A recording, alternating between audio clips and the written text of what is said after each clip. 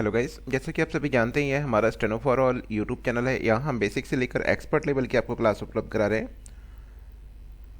Basic में हम आपको doctor G D Bist, Gopal Dutt Bist ji की पुस्तक से आपको बेसिक करा रहे हैं।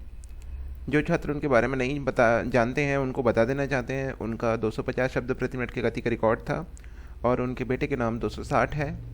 और कुछ लोगों ने मुझे कहा कि मैं गलत बोल रहा हूँ, तो मैं उनसे यही कहना चाहूँगा कि आप यूट्यूब पर जाकर देखिएगा। यूट्यूब पर बहुत सारे लोग हैं जो अपने अपने आप को हमेशा बड़ा दिखाना चाहते हैं, लेकिन आप गूगल पे जाइए, गूगल पे सर्च मारिए तो आपको पता लग जाएगा किसका सबसे अधिक रिकॉर्ड था। ठीक है। और जिसको लग रहा है गलत है, तो वो अपने टीचर से या जिसने भी उनको कहा है, तो उनसे कहूँगा आप भी जाइए अपने गूगल पे जाके अपना रिकॉर्ड 300 का दर्ज करा दीजिए। चलिए, सभी 80 शब्द प्रति मिनट की गति के लिए तैयार हो जाइए। रेडी।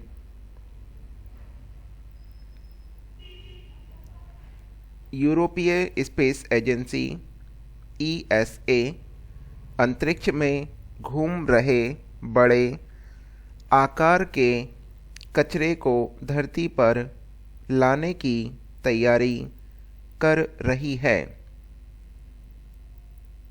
उसने इसके लिए क्लियर स्पेस एसए नामक स्टार्टअप कंपनी से 10.20 करोड़ डॉलर का करार किया है।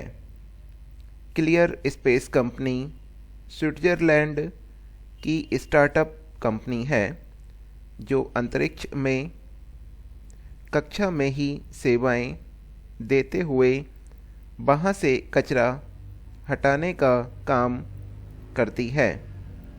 यूरोपीय स्पेस एजेंसी ने इस अभियान के लिए उसे साल 2019 में चुना था।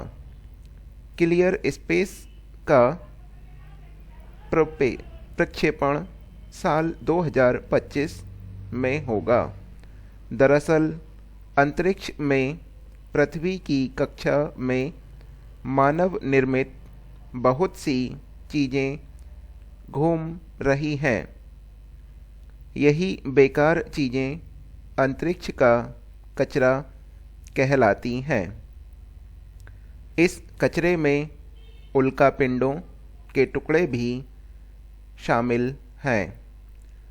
नासा के अनुमान के मुताबिक पृथ्वी की कक्षा में कचरे के करीब 20,000 टुकड़े घूम रहे हैं, जो एक सॉफ्टबॉल से बड़े हैं।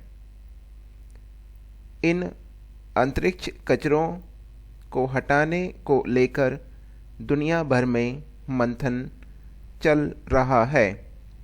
अंतरिक्ष में पृथ्वी की कक्षा में घूम रहे बहुत से उपग्रहों में से बहुत कम ही ऐसे हैं जो अभी सुचारू रूप से कार्य कर रहे हैं।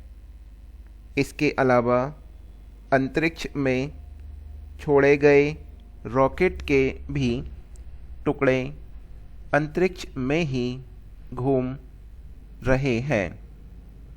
अब इस तरह के कचरे में काफ़ी इजाफा होना है, क्योंकि व्यावसायिक अंतरिक्ष उद्योग तेज़ी से बढ़ने वाला है और ज़्यादा संख्या में पृथ्वी की कक्षा में रॉकेट के प्रक्षेपण हो रहे हैं।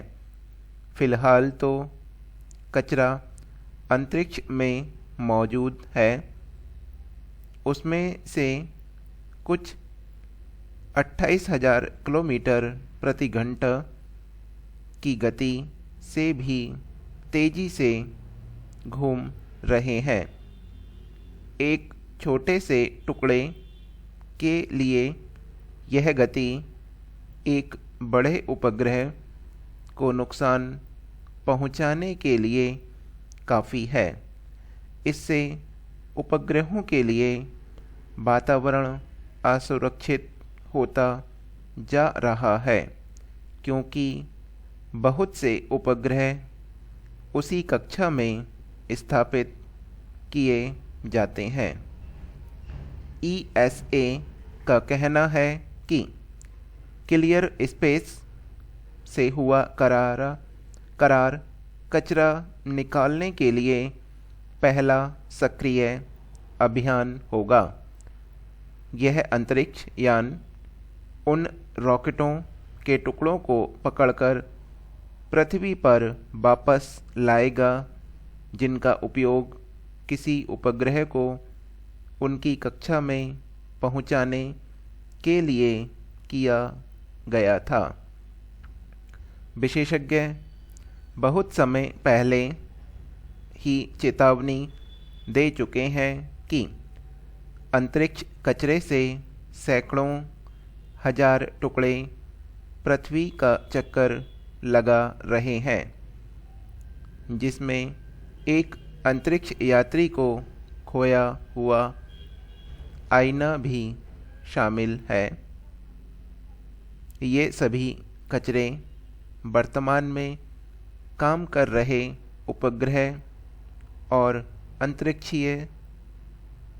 अंतर्राष्ट्रीय अंतरिक्षीय केंद्र इंटरनेशनल स्पेस स्टेशन तक के लिए खतरा बन गए हैं। इस समस्या को सुलझाने के लिए बहुत सी टीमें काम कर रही हैं। इस मिशन का प्रमुख लक्ष्य वेस्पा यानी वेगा सेकंड पेलोड अडॉप्टर है, जो साल 2013 में एक उपग्रह के प्रक्षेपण में उपयोग में लाया गया था। इसका वजन 112 किलो था। यह करार यह भी दर्शाता है कि वह नासा और इसरो की राह पर चल रहे हैं। दोनों ही ने किसी न किसी मिशन में डिज़ाइन करने, बनाने और उसका संचालन निजी क्षेत्र के व्यवसायियों के साथ किया है, जबकि उसके लिए आवश्यक राशि सरकारी अंतरिक्ष एजेंसी से मिलती है। भविष्य में अंतरिक्ष से कचरा पृथ्वी पर लाने के अभियान से ESA ने एंड टू एंड करार किया है। इसका आशय यह है कि उसने खुद का अंतरिक्ष यान विकसित करने का काम अपने ही हाथों में नहीं लिया है। इस मिशन में सभी संबंधित उपकरण भी ESA के बनाए नहीं होंगे। जानकारी के मुताबिक ESA ने शुरुआती मिशन खरीदा है और वह अपनी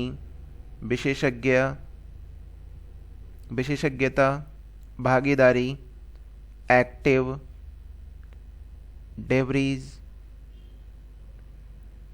removal, in orbit servicing project में करेगा। स्टार्टअप बचे हुए कार्य के लिए खुद ही निवेशकों के जरिए खर्च उठाना होगा। यह हमारी डिक्टेशन समाप्त हो गई। जो भी पढ़ना चाहते हैं लिंक दिया गया है, पढ़ सकते हैं आकर जुड़कर।